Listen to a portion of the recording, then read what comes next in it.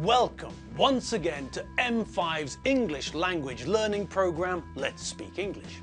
I'm Gav Duncan and I'm here on your TV to help you learn English. Now, are you sitting comfortably? Yes? Good. And are you ready for today's lesson? Yes? Good. Okay. Well, let's learn English together. And hello to you all. Hello to the chickens of the forest. Hi to the gnus of the plain. Good afternoon to the gods of English. And greetings to the lemurs of the jungle. Come in, come in, come in and relax. Now, who remembers what we're doing this week? Well, not just this week. Who remembers what we're doing for the next few weeks? Come on! It's not hard, is it? What are we in the middle of? Anyone? Ah, yes! I think I see someone with their hand up. You, sir! Yes, you! The one with a face like a... well, it's like a frog, really? No, really? You've got a face like a frog! Sorry, I hope I didn't hurt your feelings. No? Okay then, come along, frog face. Tell us what we're in the middle of. Thanks, frog face. That's perfectly correct. Well done. And, oh, you're going? Well, okay, if you have to. I have to see a man about a frog. Oh, okay. I'll see you later then. Has he gone? Jeez, what a face. My God, imagine seeing that every morning in the mirror. Shocking. Okay, so let's try and concentrate on something else, shall we? Let's think about something nice, like a bird singing.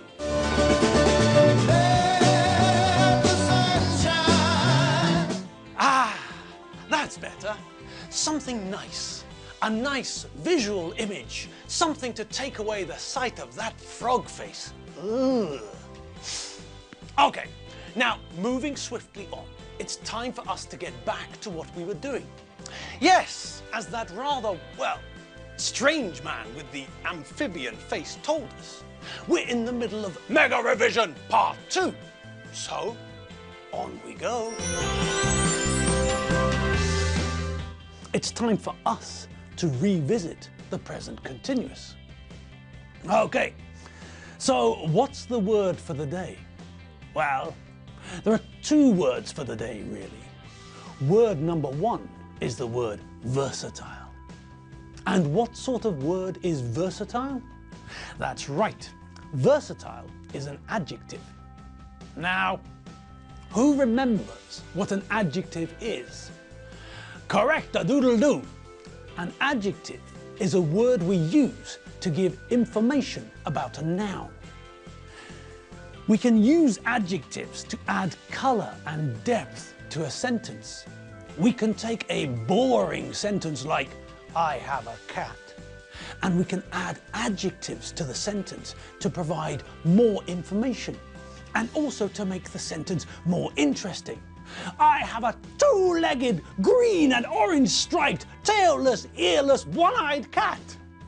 So, we all remember what adjectives are. They give us more information about nouns. This means that we can use adjectives to make identification easier. For example, which is your car, Alfredo? The red one.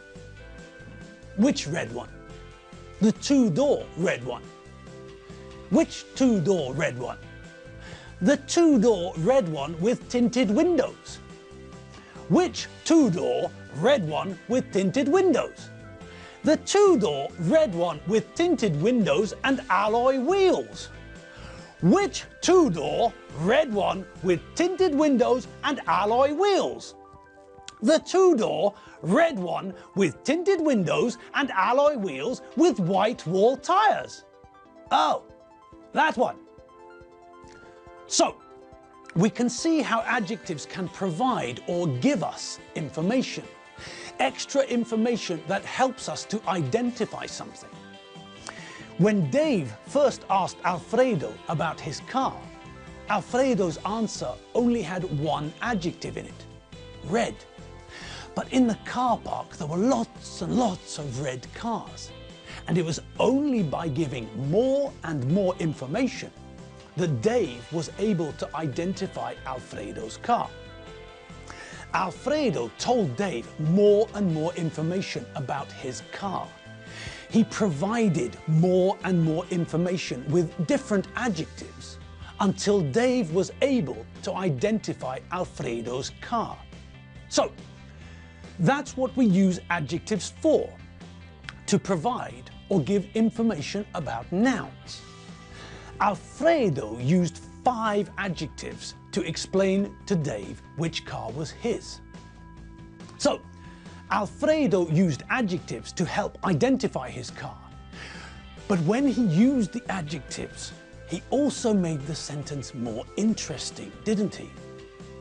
I mean, it's possible to go through life speaking in monosyllables like yes, no, and But if we expand our speech, and one way of expanding our speech is by using adjectives, then we can make life better, more interesting, and we can all be happier. Okay, and on we go. Now, what was that other word that we learned yesterday? The one which was very similar to versatile. Can anyone remember? Yes, that's right, badoing. Well done. The word is multifunctional, and as we learned yesterday, the adjective multifunctional means that something can do lots of things. Like what? Yes, that's right. Like the present continuous tense. We can use the present continuous tense to talk about what's happening now at the time of speaking. And we can see the difference between the present simple and the present continuous if we look at this picture of our old friend Darth Vader. Okay, so that's Darth. And what is Darth? Darth is a lord of the dark side of the Force. We know that. Okay, and what does Darth do? Darth kills people and destroys planets and things. Good. Now we use the present simple tense in those two sentences because we're talking about permanent things, things which are true all the time, or most of the time. But when we look at the picture, we can see that Darth isn't killing people and destroying planets at the moment. No. At the moment, he's playing the cello. Good.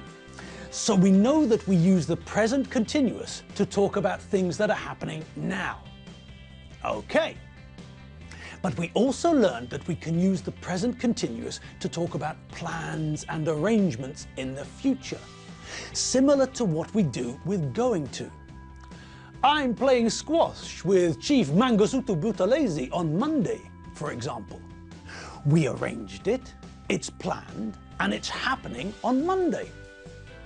Okay, and now we get to the part where we had to leave off yesterday. Now we get to the third use of the present continuous. Okay, are you ready? Yes? Good. Now, the third use of the present continuous is connected to the fact that we use the present continuous to talk about temporary situations, not permanent ones. Do you know those two words, temporary and permanent? They're adjectives with opposite meanings. They're not synonyms, they're antonyms. An antonym is another word for opposite. The antonym for bad, for example, is good. A synonym is the opposite of an antonym. A synonym is a word which means the same or nearly the same as another word. A possible synonym for bad is awful, for example. Although most synonyms in English are not 100% synonyms. the adjective awful, for example, is stronger than the adjective bad. Okay, back to temporary and permanent. Those two words are opposites, they're antonyms. Temporary means that it will only last for a limited period of time. Permanent means that it will last or remain unchanged forever and ever and ever.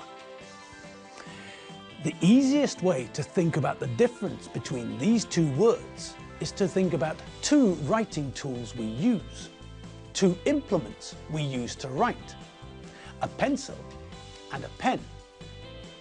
Pencils create temporary lines. They're not permanent. If I'm writing or drawing with a pencil and I make a mistake, I can take a rubber and erase the mistake so that I can start again. I can use a rubber or an eraser to erase the pencil line because the pencil line is temporary, not permanent. Now, the situation changes when I use a pen. Pens make ink lines and ink is permanent. Now, look what happened when someone made a mistake in the next drawing.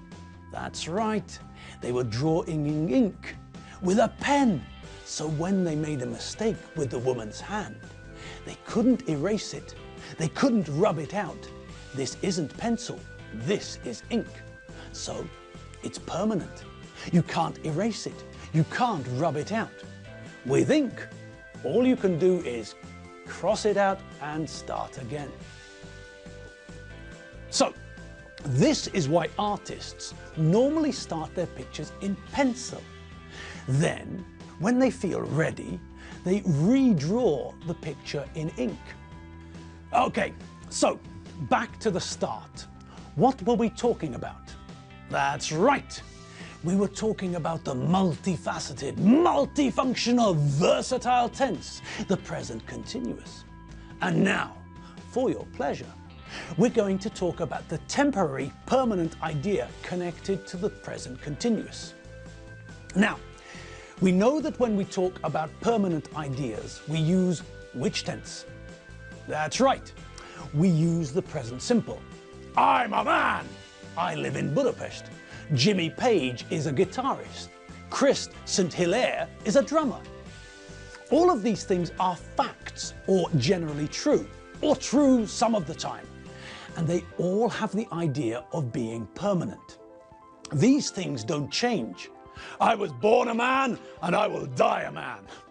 Okay, but when we use the present continuous, we can also use it to talk about temporary situations. We use the present continuous to emphasize the temporary nature of the situation. So, let's look at a couple of examples. I live in Miskolc. I'm living in Miskolc at the moment. Now, when we look at those two sentences, we can see that the first sentence is emphasizing the permanent nature of the situation. I live in Miskolc. This is a permanent situation. It doesn't change. The second sentence shows that normally I don't live in Miskolc. Maybe I'm studying at university. Maybe I've come to Miskolc because of my job, but it's not a permanent move. I live in Budapest or Győr or Kecskemét. That's my permanent home. That's where I live. But now, for a few weeks or a few months, we don't know. Now I'm living in Miskolc. It's temporary, so we use the present continuous tense. Great! And that's it. We're done for the day. And hold on, we're also done for the week. Yes, that's right. It's Friday. I'd forgotten. Fantastic! The weekend starts now. Well, maybe not just now, but in a few hours from now. Great! Okay, so remember that you've got to have fun. It's Friday, the start of the weekend. So, have fun, enjoy yourselves, and I'll see you back here on Monday when we'll continue our journey into the past. And remember, If you need some more English, www.m5tv.hu. Right then, I'm off. See you all later. Have a great weekend. Bye.